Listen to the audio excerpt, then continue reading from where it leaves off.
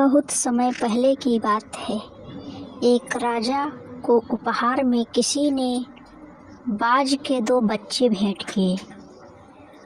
वे बड़े ही अच्छी नस्ल के थे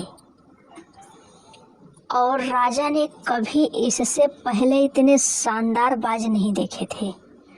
राजा ने उनके देखभाल के लिए एक अनुभवी आदमी को नियुक्त कर दिया। जब कुछ महीने बीत गए तो राजा ने बाजों को देखने का मन बनाया और उस जगह पहुंच गए जहां उन्हें पाला जा रहा था। राजा ने देखा कि दोनों बाज काफ़ी बड़े हो चुके थे और अब पहले से भी शानदार लग रहे थे। राजा ने बाजों की देखभाल कर रहे आदमी से कहा, मैं इनकी उड़ान देखना चाहता हूँ, तुम इन्हें उड़ने का इशारा करो। आदमी ने ऐसा ही किया। इशारा मिलते ही दोनों बाज उड़ान भरने लगे, पर जहाँ एक बाज आसमान की ऊंचाई को छू रहा था, वहीं दूसरा कुछ ऊपर जाकर वापस उसी डाल पर आकर बैठ गया जिससे वो उड़ा था। ये देख राजा को कुछ अजीब लगा।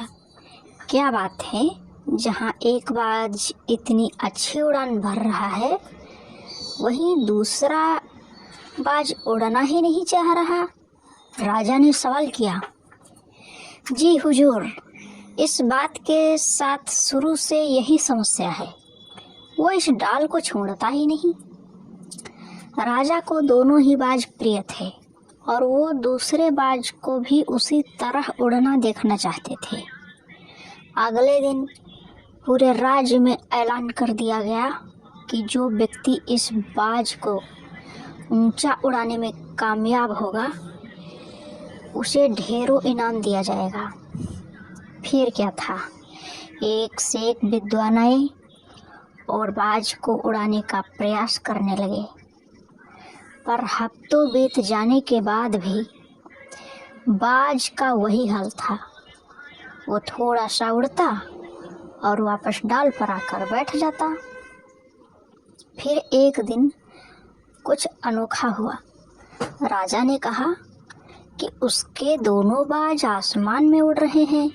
उन्हें अपनी आंखों पर यकीन नहीं हुआ और उन्होंने तुरंत उस व्यक्ति का पता लगाने को कहा जिसने ये कारनामा कर दिखाया। वह व्यक्ति एक किसान थे। अगले दिन वह दरबार में हाजिर हुआ। उसे इनाम में स्वर्ण मुद्राएं भेंट करके राजा ने कहा, मैं तुमसे बहुत प्रसन्न हूँ, बस तुम इतना बताओ कि जो काम बड़े बड़े विद्वान नहीं कर पाए, वो तुमने कैसे कर दिखाया। मालिक, मैं साधारण सा किसान हूँ, मैं ज्ञान की बातें नहीं जानता। मैंने तो बस वो डाल काट दी जिस पर बैठने का बाज आदी हो चुका था, और अब जब वो डाल ही नहीं रही तो वो भी अपने साथी के साथ ऊपर उड़ने लगा। दोस्तों, हम सभी ऊंचा उड़ने के लिए ही बने हैं, लेकिन कई बार हम जो कर रहे होते हैं उसके इतने आदी हो जाते हैं कि अपनी ऊंची उड़ान भरने की, कुछ बड़ा करने की काबिलियत को भूल जाते हैं। यदि आप भी सालों से किसी ऐसे ही काम में लगे हैं तो जो आपको सही के मुताबिक नहीं है, तो एक बार ज़रूर सोचिए कि कहीं आपको भी उस डाल को काटने की ज़रूरत तो नहीं जिस पर आप बैठे हैं।